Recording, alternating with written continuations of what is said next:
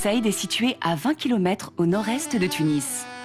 Au XIe siècle, les hauteurs du village sont choisies par les Almoravides pour la défense des côtes tunisiennes. Des tours de guet sont construites et donneront son nom à la colline Djebel Menara, littéralement la montagne du phare. Situé au sommet de cette colline, le Dar Jaouida offre un panorama imprenable sur la baie de Sidi Bou Saïd. Cette maison a une longue histoire puisqu'elle a eu plusieurs vies. Au départ, c'est une maison, une petite maison de Sidi Bou Saïd qui a été construite, je suppose, dans les premières années du XXe siècle. Elle a été reprise par un pharmacien de Tunis qui l'a lui-même revendue à Bernard Zerfus qui cherchait à s'installer dans cette région. Et donc, chacun de ses occupants a apporté des modifications, une petite extension à cette maison que j'ai rachetée moi-même au début des années 80 en rajoutant la partie extérieure et terrasse. Bernard Zerfus, quand il l'a racheté, il n'a pas fait lui-même les plans, mais il a demandé à son ami Marmet de le faire. Et c'est lui qui a conçu le salon qui donne sur la baie de Sidi Bou Saïd avec ce système de voûtes croisées.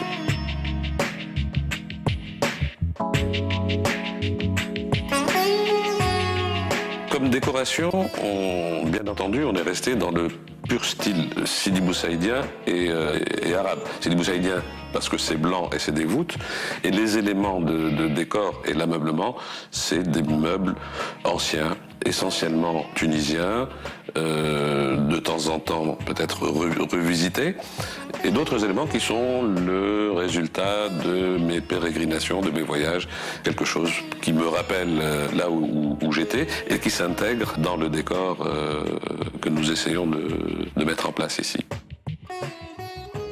Le lustre était là au moment où j'ai acheté la maison. C'est un lustre que Bernard Zerfus avait trouvé en chinant à Tunis. Et en vendant la maison, il lui était difficile de le ramener, donc je l'ai racheté à Bernard Zerfus.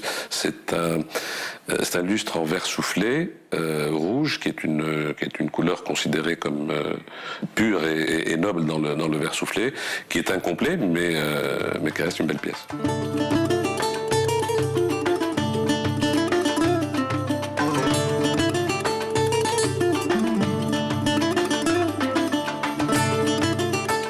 La maison se situe en haut de la colline El Manar, qui est devenue ensuite Sidi Bou Saïd, et surplombe le port de Sidi Bou Saïd.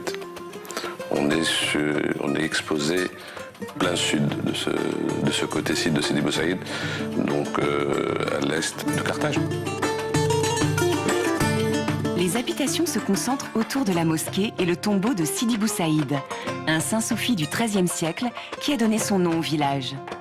L'architecture des maisons est d'inspiration andalouse et provient de l'influence des musulmans espagnols débarqués sur les côtes au XVe siècle. Premier site protégé au monde, le village médiéval de Sidi Bou Saïd est un petit paradis de la Méditerranée, rendu célèbre par de nombreux peintres et écrivains. L'entrée de la maison, dans l'esprit de toutes les maisons de Médina, est discrète. Les portes ne laissent jamais deviner ce qu'il y a derrière. C'est une façon d'être discret et de ne pas avoir éventuellement l'opulence agressive ou criarde. Le niveau de l'entrée de la maison est un niveau classique, bâti autour d'un patio. Et ça, c'était le corps de la maison initiale. Les escaliers ont été rajoutés pour accéder à ce salon qui n'existait pas dans la première maison. Et donc la première maison, à elle seule, en haut, qui est un petit 2 pièces, mais c'est une maison arabe modèle réduit en quelque sorte. Et aujourd'hui, il y a un niveau, on va dire, privé, et puis le niveau dans lequel nous nous trouvons maintenant, qui est l'espace de vie autour du salon et de la terrasse.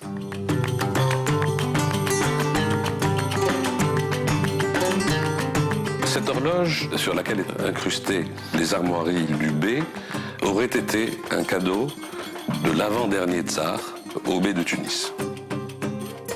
Bernard Zerfus, qui était un ami de l'ancien président Bourguiba, a hébergé effectivement Bourguiba ici. En fait, le 1er juin 1955, après son retour triomphal à Tunis, Bourguiba avait besoin de s'isoler un petit peu après son exil pour mettre en place la stratégie finale de la dernière phase de l'indépendance. Et donc, il est venu ici et il y est resté, je crois, 3 ou 4 semaines. C'est là où les derniers pas vers l'indépendance ont été dessinés par Habib Bourguiba et ses compagnons.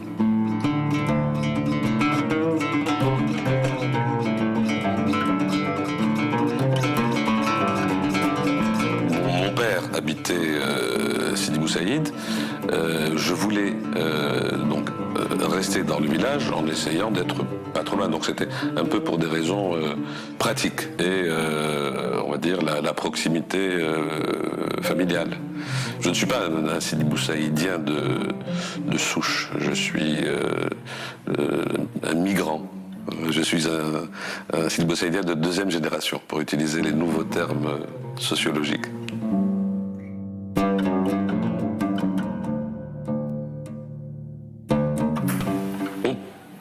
Plus vraiment parler de vie de village à Sidi Bou Saïd, parce qu'un village, c'est pas seulement des habitants, mais il y a une vie autour de commerce, de proximité, de barbier.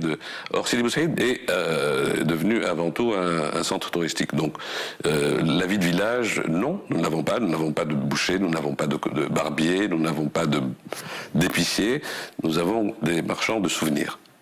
Et donc la vie de village se limite à des visites entre voisins ou, bien entendu, la séance café ou thé à la menthe au café de Sidi Bou Saïd.